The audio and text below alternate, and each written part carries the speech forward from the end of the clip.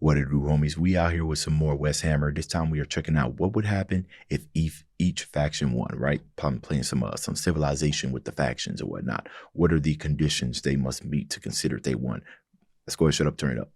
Is defined by endless conflict, where each and every faction fights tooth and claw to claim ultimate victory and seize the galaxy for themselves. Now, unfortunately for them, this franchise is one where no individual faction can ever truly win everything. If they did, the whole thing would be over, and James' workshop would be out of a job. Closest to a victory, he's not going to let that happen anytime soon. But what if the impossible actually did happen? What if one of the major factions actually managed to win? And I'm not talking about just winning some major battle here or there. I mean, they won the Warhammer 40K. All of their enemies were wiped out, and they finally managed to plant themselves as the galaxy's supreme overlords. Well, in this video, we're going to be breaking down what the galaxy would look like if each faction managed to emerge victorious. I wonder who's closest to this situation. Just so you're aware, this video is going to be getting into some wildly speculative territory, so make sure you strap on your tinfoil hats before you dive in, and take everything with a grain of salt. We're going to be talking about what would happen if the Necrons won, and how that would look radically different depending upon who's in charge, either the Silent King or Imhotep the Stormlord. And spoiler warning, only one of their paths ends in a happy ending. We're going to be talking about what life would be like for mankind as part of the Tau Empire, and what would happen if chaos managed to merge the warp and the physical universe. We're even going to talk about how mankind's ultimate victory would lead the species to ascend into something both unrecognizable and also kind of tragic. We're going to be talking about all that and a whole lot more in this video. But before we dive headfirst into the grimdark, if you couldn't tell, I'm a huge fan of classic fantasy, and it's probably one of the main reasons why I find 40K so endearing. I love seeing all of these fantasy species reimagined in the grimdark future, whether that be dwarves, demons, elves, beastmen, or even the undead. Now recently I've been playing this awesome game that's got all of them in spades, and you're going to want to hear me out, as the developers have partnered with me on this video to provide all of you with some amazing in-game gifts for free. That's crazy. This is 3 months ago. Right, Raid, they probably have all the marketing that they could possibly need, right? You would think everybody knows about Raid, even if you don't even watch YouTube and you've seen it being people being sponsored by it. You know about Raid. My wife knows about Raid, and she do not play video games, nor do she consume this type of content. So, I guess, don't put your foot off the gas. Free. This game has it all. Amazing champions, intense PvE and PvP content, tactical upgrade systems, AAA graphics, and an endless amount of content. That's right, I'm talking about Raid Shadow Legends. The big news this month is that Raid Shadow Legends is partnering with Universal Products and Experiences and Mattel to bring both He-Man and Skeletor to the game as legendary champions from November 25th until December 25th. Everybody can unlock Skeletor for free, as well as a ton of other amazing rewards simply by logging into Raid for 14 days between November 25th and January 8th. You'll unlock Skeletor on day 7 with extra bonus rewards for the next 7 days. Players who manage to complete the Champion Pass will also get the legendary champion He-Man. If you haven't started playing Raid yet, then what are you waiting for? Click on my link in the description or scan my QR code to get insane bonuses that you can only get using my link. When you sign up using my link, you will immediately get a huge starter pack with an epic champion Talgar from the Orc faction. And after reaching level 15, you'll get another starter pack that includes the epic Grizzled Jarl from the Dwarves faction. But wait, that's not all. After downloading using my link, you can use promo code Monkey King to get the legendary champion Sun Wukong for free. But you gotta be fast, as that promo code is only gonna be good until January 7th. Big thanks to Raid Shadow Legends for sponsoring this video, and a special thanks to Universal Studios licensing. Now back to the grimdark. God forbid they get caught with their pants down doing something. Even though the Tyranids are often depicted in the stories as being horrifyingly alien and completely unknowable, when it comes to what they would do if they won, we know exactly what would happen without a shadow of a doubt. They would eat everything. Every planet, every plant, every animal, every man, woman, and child. All would be boiled down into biomass and used to make even more Tyranids.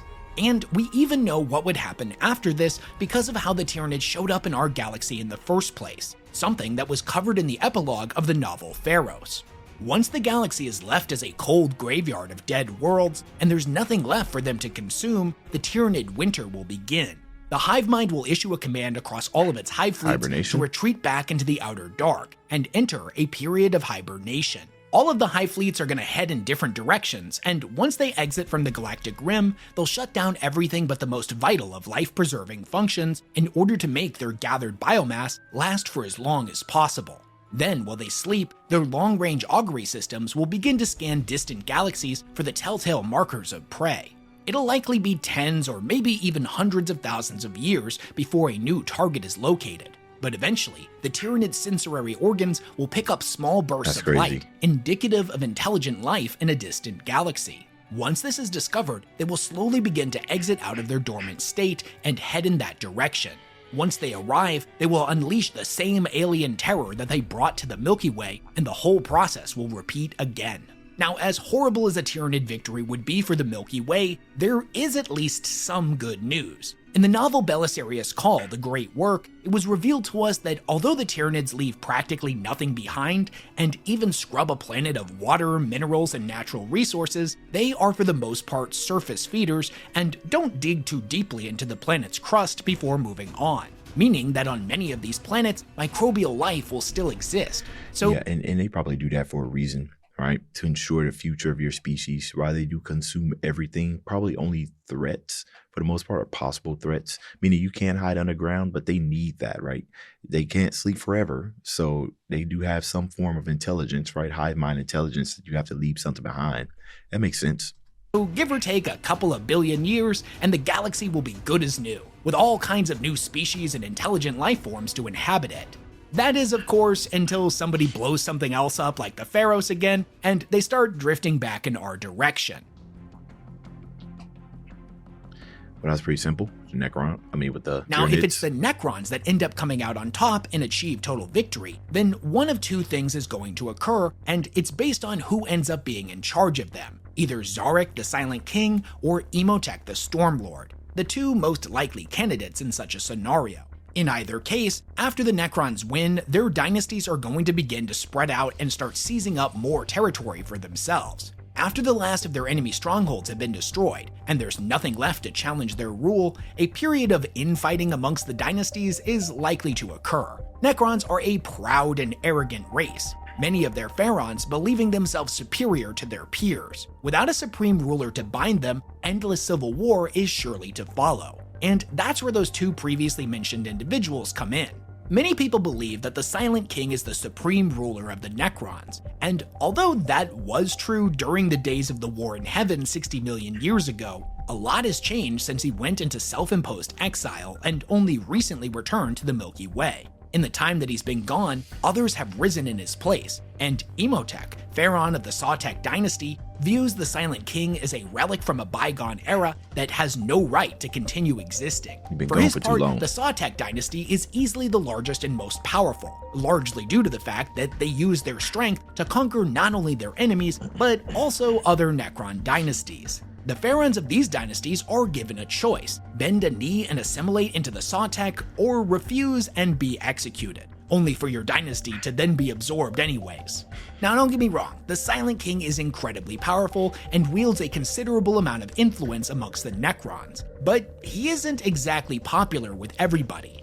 He was the one that made the deal with the Catan to initiate biotransference in the first place. Many Necrons view everything that has happened to them as entirely his fault. And while he was away in exile feeling sad about what he had done, Imhotep was actually there. He's a ruthless and brutal son of a but at least he's been here with his people. Unfortunately, we still haven't seen both of these dudes go head-to-head in any of the novels, so until Games Workshop gets around to developing their feud a bit more and give us a bit more insight into this, I'm gonna say it's about a 50-50 shot on who ends up being in charge after the Did he it was a self-imposed banishment, right? So did he do that as a way of finding like atonement, right? Or is he kind of just scared of the outcome? I guess you can kind of look at that, right? He didn't want to live with his choices versus somebody that just accepted what he, not accepted, but decided to bear the front of everything. Because I imagine if you do a mistake and everything, of course you could do atonement, but if you put us in a sucky situation, I want you to ride with me.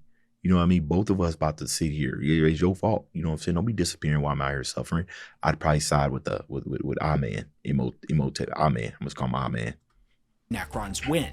But from humanity's perspective, that ultimately doesn't really matter. It's gonna be a bad time either way. But at least with the Silent King, there will be something of a happy ending, at least for the Necrons. With Imhotep, however, not so much. Imhotep. And this comes down to a difference in philosophy. The Silent King wants to reverse the process of biotransference, likely by using a host species that the Necrons can download their consciousness into. By doing this, they could pick up where they left off 60 million years ago, using their deathless bodies to secure the galaxy for themselves and then discarding them once they are in control. Because living hosts would be required for this, and a flesh and blood species would have need for plants, animals, and things like that in order to sustain themselves, the galaxy would likely remain much as it is now, and be completely full of life. Sentient species that oppose the Necrons' rule would ultimately be subjugated or maybe even exterminated, but primitive species would be likely ignored. However, by contrast, Imhotep goes in the complete opposite direction.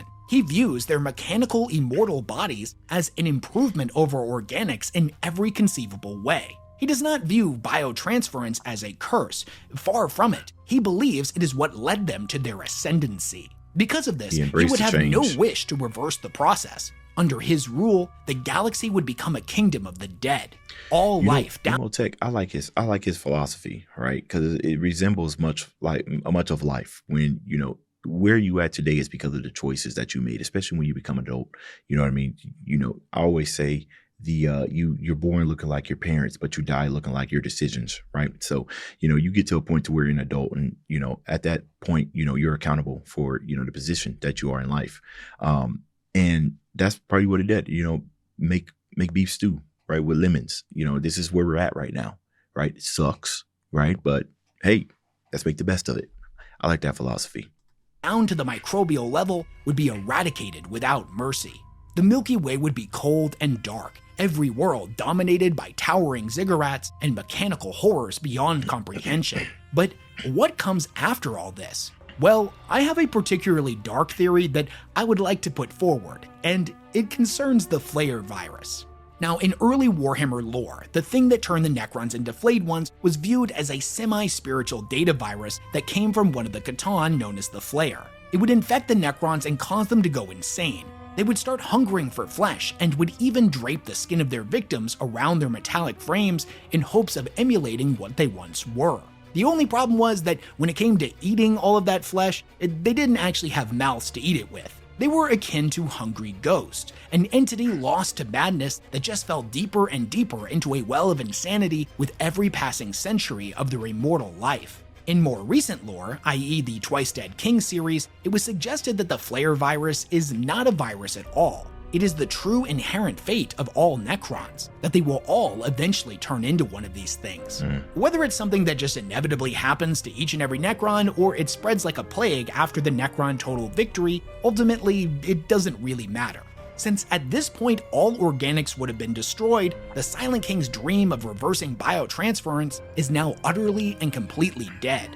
Since the Necrons still have no way of repopulating, they'll all eventually become a Flayed One. It may take tens of thousands of years for this to occur, but make no mistake, if Imhotep becomes the supreme overlord of not only the Necrons, but the entire galaxy, one day he will watch as their dynasties crumble and the Milky Way becomes inhabited by hungry ghosts, crazed entities desperate to consume the flesh of organic creatures that all died out thousands of years ago, leading to an endless age of madness and insanity. Can you imagine what this would look like to somebody visiting from another galaxy? Like, they touch down on a planet and they're clearly seeing signs of ancient civilizations, but they must have all died out a long time ago. They're like, well, sucks for them, but hey, free real estate for us. This place just needs a new coat of paint and it could be a brand new home for us. And then an entire galaxy of Flayed Ones, literal mountains of them, start ripping portals across space and time and descending upon them. And they're like, Jesus Christ! So yeah, total Necron victory isn't going to be good for humans, no matter who ends up as their supreme leader, but at least with the Silent King, is somebody will get a happy ending. Okay, alright. The orcs, here we go. Yes.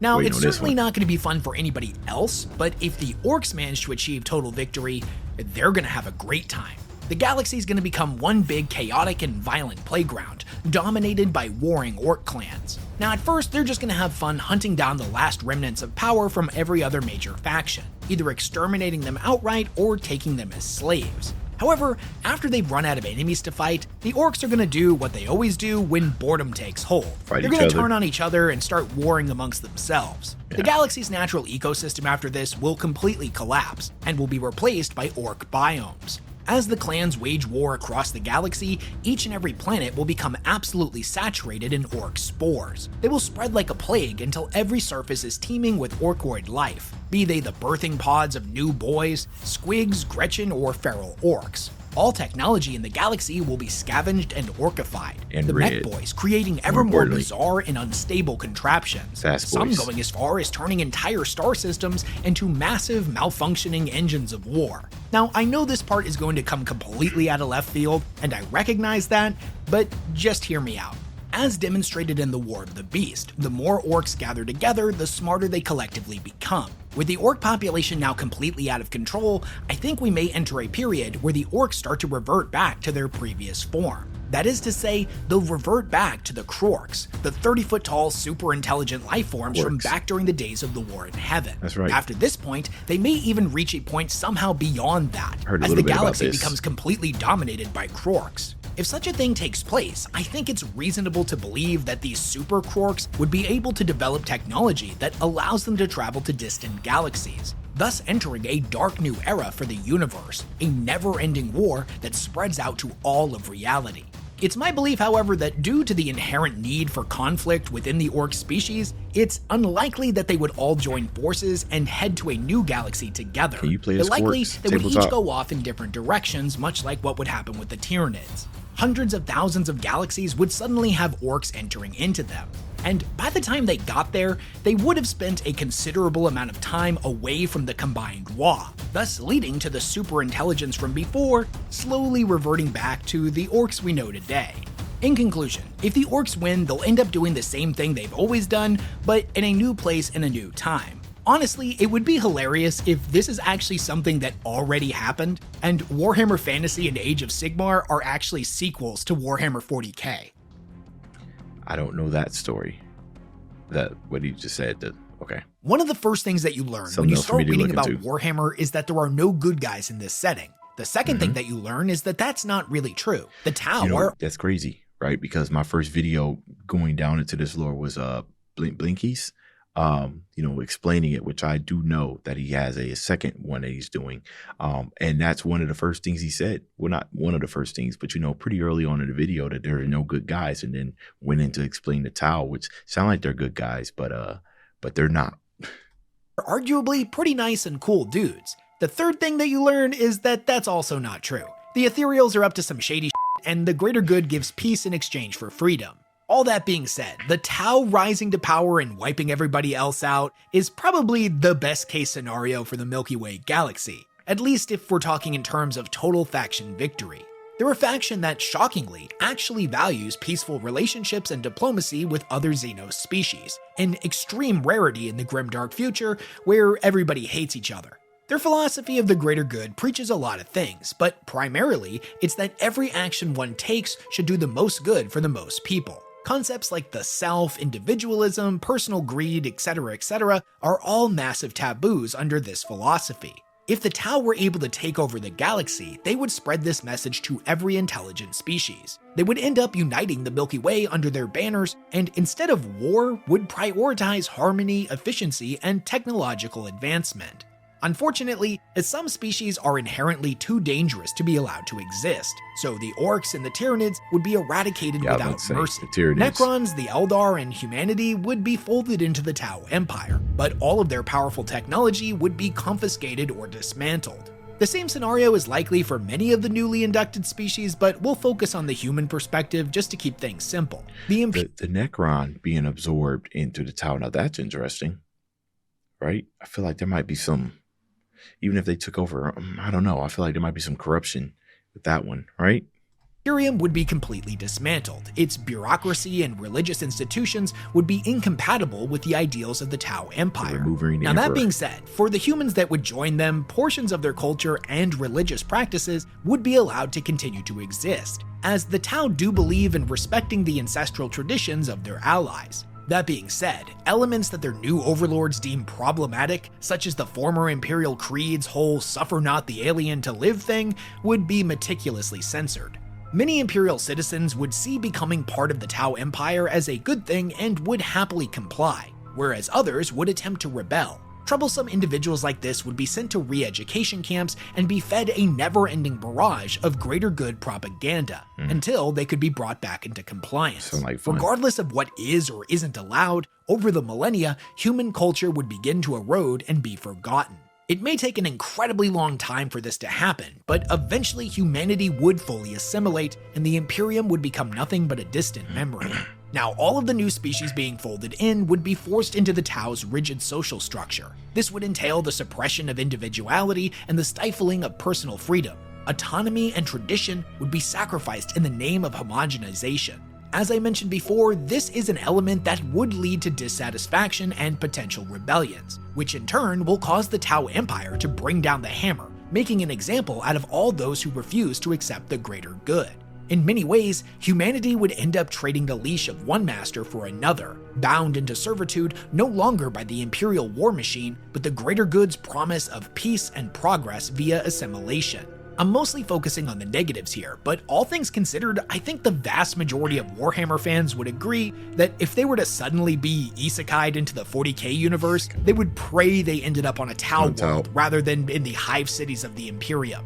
Like I said before, however, it's not all sunshine and rainbows under the Tau's banners. A lot would be sacrificed, but by comparison, it's probably an overall better bet. Imperial citizens still may not have a lot of freedom, but at least they'll be safe, and their quality of life will be marginally better.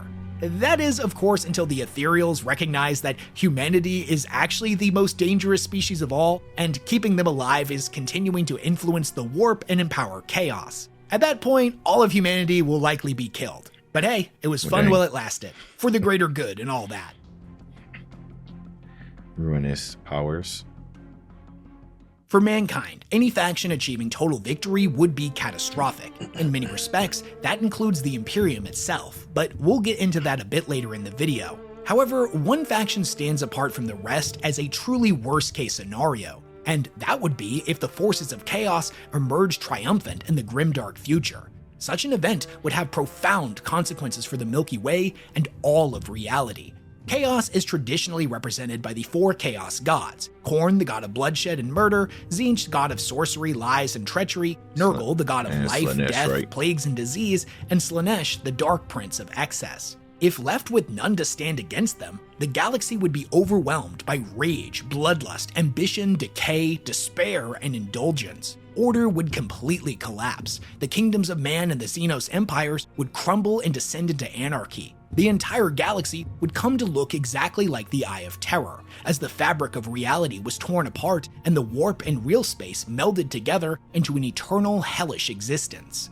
With chaos ascending to power, the God Emperor of mankind would be destroyed or corrupted, an event that would shatter the Imperium and leave the million worlds of humanity isolated or consumed by rampaging warp storms. With no god to guide them, the faithful of humanity would be eradicated. All others would turn to the worship of the ruinous powers simply to survive. Species like the Tau, Tyranids, and Necrons, who under normal circumstances have little to no impact on the warp, and thus are rarely if ever influenced by chaos, would be unable to adapt to this new nightmare reality and would be wiped out. With the Eldari, a couple of different things could possibly happen. The webway would be destroyed under tides of demons, the Laughing God suffering the same fate as the Emperor. The Dark Eldar, having evolved to no longer be a psychic species like their cousins, would likely go the way of other less warp-touched species, devoured wholesale by Slaanesh. In her gluttony, it is likely she would consume the souls of all of the other Eldari as well, but this would take some time. In the species' last few centuries of life, however, the remaining Eldari would become fully corrupted by chaos, and now existing in a universe flooded with warp energy where reality bends to the individual's will, these few surviving corrupted Eldar would see their abilities increase to ludicrous proportions, turning them into powerful warlords, the equivalent of demon princes, or even greater demons. Bloodshed everywhere. In time, however, they too would end up becoming consumed by She Who Thirsts. This would end up bringing about the prophesied creation of Ynid, the Eldar god of death, though at this point it would be too little too late. Ynid would not be capable of standing against the empowered Chaos gods and would likely be wiped out without much effort. And the orcs?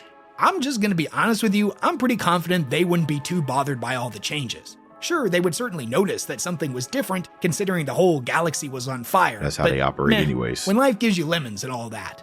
They would either become the puppets of Khorne, unable to continue worshipping Gork and Mork as Khorne's influence increased 100-fold, or, and fair warning, I'm gonna go full tinfoil hat mode here. Considering that the orcs would without a doubt thrive during the Chaos end times, Gork and Mork themselves may ascend to become the 5th and 6th Chaos gods, due to the orcs' population ballooning out of control and the entire collection of them beginning to be warped by the mutating energies of the Imperium.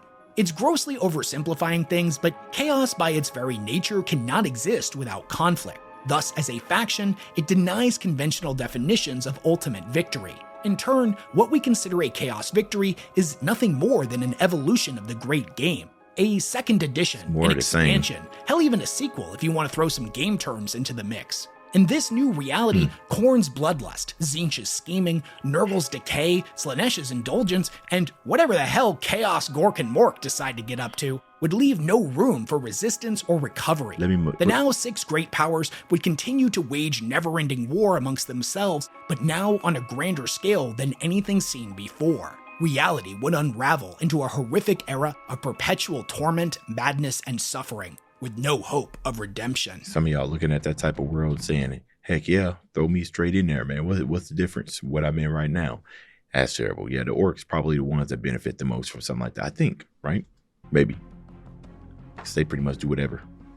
Now, if the Eldar managed to achieve total victory, it not only would see the restoration of their ancient empire, but it would also bring about the unification of each different branch of Eldar society. The Craftworlders, the Exodite colonies, the Harlequin troops, the Corsairs, even the denizens of the Dark City of Camorra would all maintain a prominent role within this restored kingdom.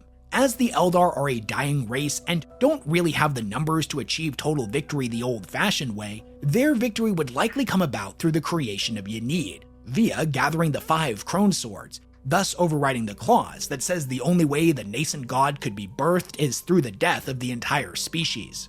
As is their purpose, Ynid would then set about destroying Slaanesh first, thus ending the soul drain that plagues the Eldar race. This is all we really are told about the prophecy surrounding Ynid's birth, but as has been demonstrated many times in the past, when a demon kills another demon, they can either absorb their soul, thus gaining all of their power and wisdom, or bind them into an incredibly powerful weapon. Although this isn't something that specifically stated could happen with a Chaos God, since we're in tinfoil hat territory, I don't see why the rules would be any different. So you've got a god who's powerful enough to kill another god, and that god was at least strong enough to hold their own against the other 3 Chaos gods and the Emperor at the same time. These 2 entities fusing together would make them ludicrously powerful. I believe at this point, Ynid wouldn't stop here, and would go about murdering the other Chaos gods as well, in order of strength according to the lore. First Nurgle, then Tzeentch, and then finally Khorne. And somewhere in between... Ain't this the same thing that Kid Buu did, right? Before he turned into a Fat Buu? Just went in, maybe he didn't do it in order of power, but just like, went seeking really, really strong entities to consume. They would likely kill the God Emperor as well. After this, I believe Ynid would aid the Eldar in resurrecting the rest of the Eldar pantheon that had previously been killed by Slaanesh, with the God of Death taking their rightful place atop the hierarchy. During all of this, the Eldar would have risen to heights never before seen in terms of individual power. Their Farseers would be able to conjure warp storms of raw death energy generated by Ynid that would make the Ruin Storm created by the Wordbearers during the Horus Heresy look like a stiff summer's breeze by comparison. The rest of their enemies would quickly be wiped out, and the Eldar would go about reshaping the galaxy in their image. Through superior Wraithbone technology, psychic mastery, and unparalleled artistry, they would usher in a utopia of cultural and technological marvels. So, sounds pretty good if you've got pointy ears, but for everybody else, not so much. Any that were not killed outright by the Eldari would face stark consequences for their actions against the Empire in the past. Members of the lesser races would be subjugated or destroyed. Institutions like the Imperium or the Tau Empire would be dismantled brick by brick, while species like the Tyranids and the Orcs would be completely eradicated. If any of the major players would be allowed to continue on, it would likely be the Tau, as they have worked closely with the Eldar many times in the past, and although the relationship isn't perfect, it's a lot better than every other faction. Like I mentioned before, their empire would be dismantled and their most powerful technology compensated, but I don't foresee the Eldar condemning them to extinction.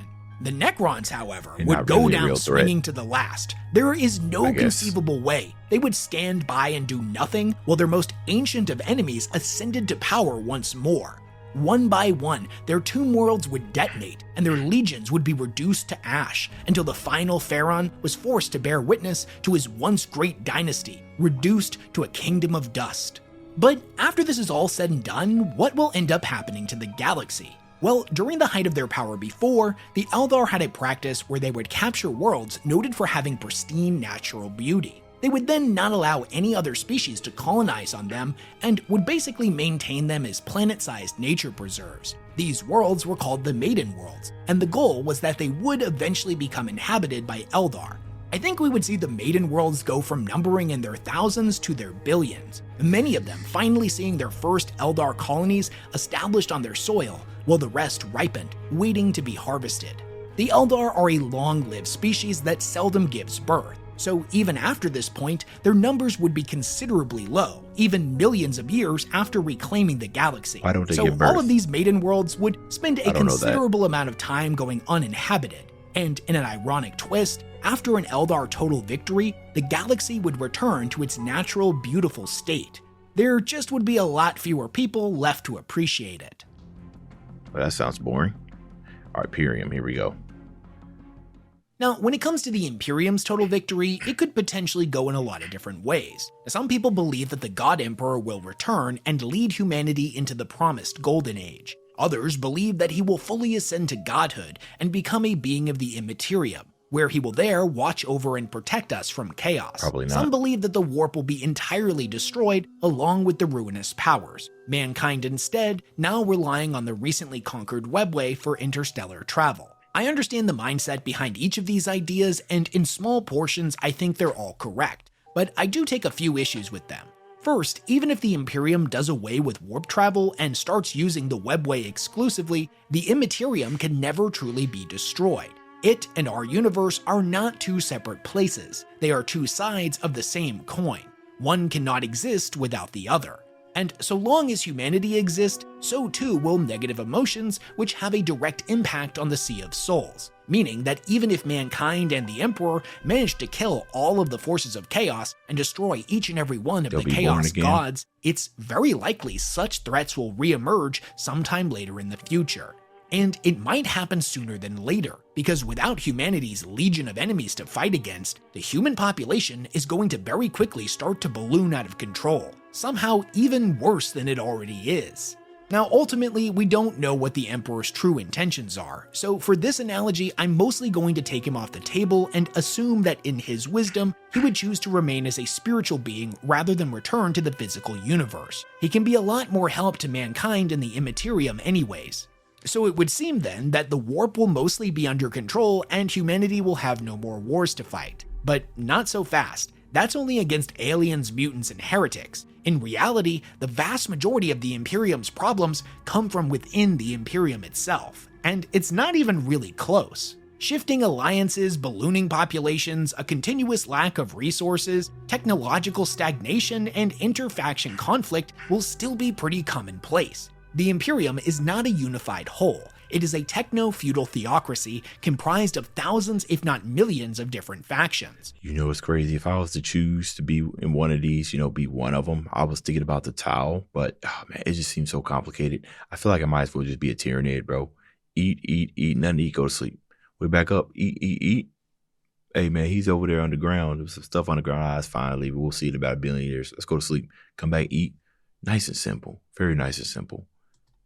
Be they different sects of the Imperial Creed, different planets, different sectors, different branches of the Administratum, etc., etc. Even today, the Imperium is riven with competing factions that all war against each other for resources and influence, sometimes openly and sometimes fought in the shadows in wars of espionage and sabotage. All of mankind's problems are not going to disappear. they're going to get exponentially worse as its population begins to skyrocket. From my perspective, in order for true peace to be achieved within the Imperium, in order for our species to enter its new golden age, it will have to ascend into something unrecognizable, something cold, logical, and mechanical. It is for this reason that I personally believe the most likely scenario to occur after an Imperial victory will in time reveal itself to be a victory for the machine, a victory for the Adeptus Mechanicus.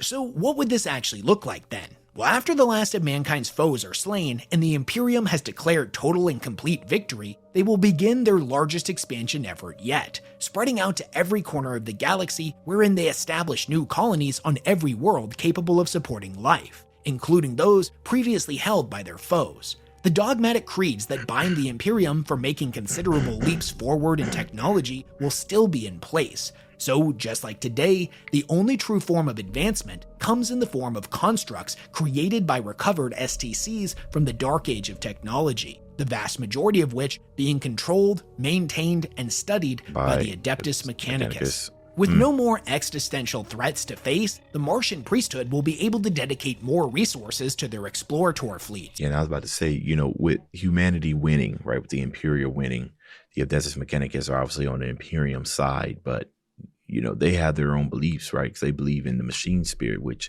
the Imperium is willing to look the other way, right? So they're like, hey, you can have your heresy because we need your guns, we need your weapons. The Imperium is nothing. Is that a good analogy? They are nothing without the Adeptus Mechanicus. So yeah, that's a win for them. It's kind of like when you start making more money than you did last year, you got to file your taxes, and now your tax man is just, everybody up, but now you pay more. You know what I mean? They were doing, your tax guy was your support and everything. He's helping you out, but now you're making more money, right? The Imperium's taking over more land. Now you're getting taxed more, right? Now you need more weapons. Now you rely on me even more. He's right. That is a victory for the Adeptus Mechanicus. Thus, the rate of STC recovery will advance exponentially, causing humanity to look more and more like the Dark Age of technology with every passing century. It is around this time that the Imperium would begin to resemble what we could consider a true Golden Age. Over time, it may even surpass the Dark Age of technology. But that's when the major cracks will begin to show, a prelude to the era of the machine. Although on paper, the priesthood of Mars is part of the Imperium, it's more accurate to think of them as an allied nation, considering the level of autonomy they are afforded and the amount of power they wield. The divide between these two factions will continue to grow deeper and more fractious with every new STC that the Mechanicus obtains. How many arms do you need? The Imperium will have numbers, but that doesn't really matter when the Mechanicus gains the ability to construct sun snuffers that are able to consume entire stars and mechnivores large enough to literally bite a planet in half. Well, that's new to me. As the machine cult continues to grow in power and influence, the Red Planet will eventually surpass Terra as the new seat of humanity's power.